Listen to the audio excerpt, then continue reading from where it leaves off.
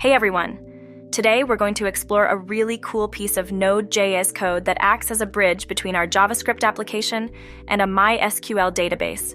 This code snippet is like a mini adventure where we'll connect to a fictional database, set up a new table specifically for storing client information, add a record into this table, and gracefully handle any bumps along the way with error handling.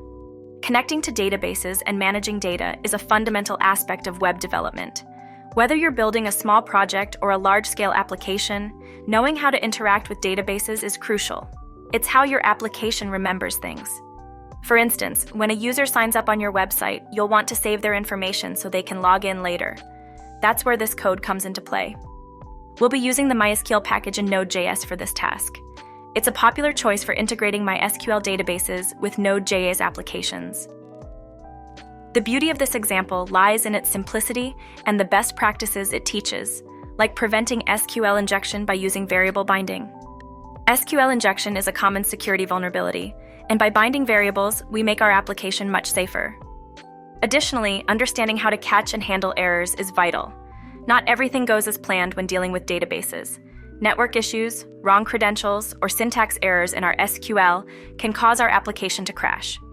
By using try-catch blocks, we can catch these errors and deal with them appropriately, ensuring our application runs smoothly. This example is not just about executing a series of tasks. It's about learning to do them the right way, making your journey into web development a bit easier and a lot safer. Now, let's dive into the code.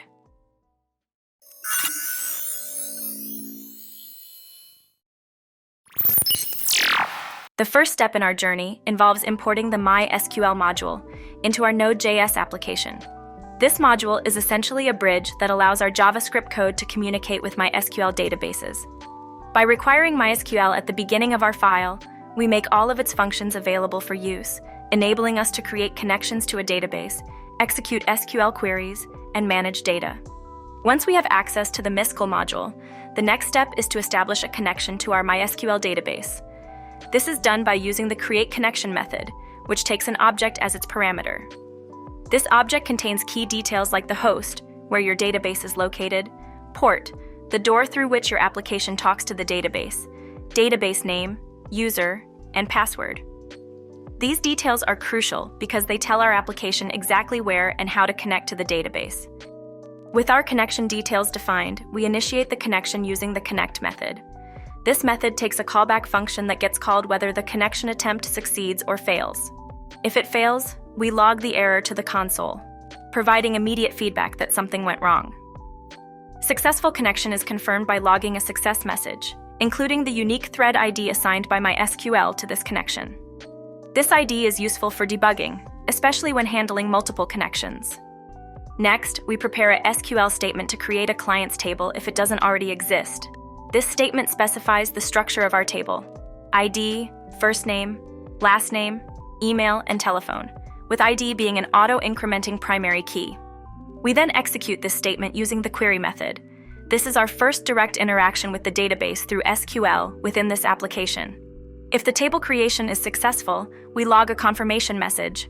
Otherwise, an error is thrown, alerting us to the issue. The core functionality of our example is inserting a record into the client's table. We define an asynchronous function, insertRecord, designed to insert a single record using the data passed as parameters. The SQL statement for insertion uses placeholders for each value to be inserted, a method known as variable binding.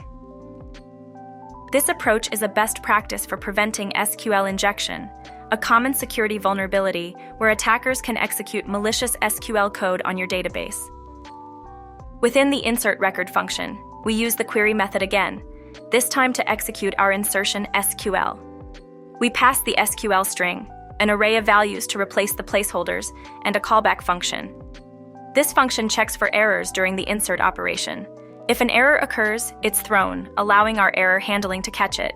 If the operation succeeds, we log the ID of the newly inserted record, demonstrating how to retrieve useful information after a query. Our insertRecord function is wrapped in a try-catch block. This structure is used to catch any errors thrown within the try block, including those from our SQL operations. Error handling is a critical aspect of robust application development, allowing our app to gracefully manage unexpected issues without crashing. Finally, after our operations are complete, we close the database connection using the end method.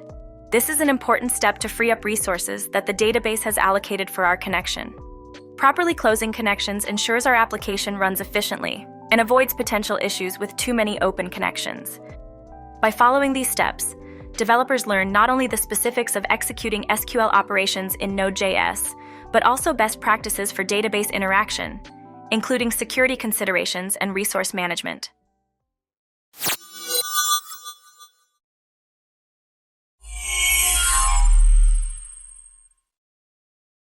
In wrapping up our journey through connecting and interacting with a MySQL database using Node.js, it's crucial to understand how the pieces of code we've explored fit into the larger puzzle of web development.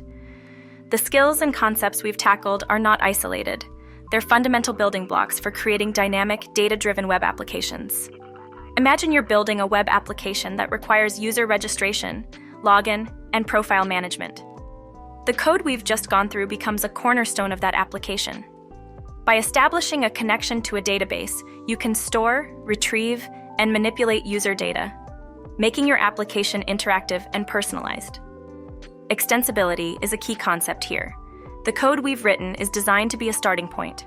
As your application grows, you might need to handle more complex queries, integrate more tables, or even connect to multiple databases.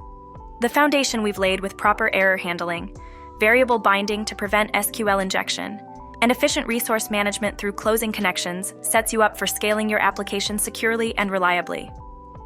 Reusability is another important aspect. Once you understand how to interact with a database, you can apply these principles across different parts of your application or even in entirely different projects.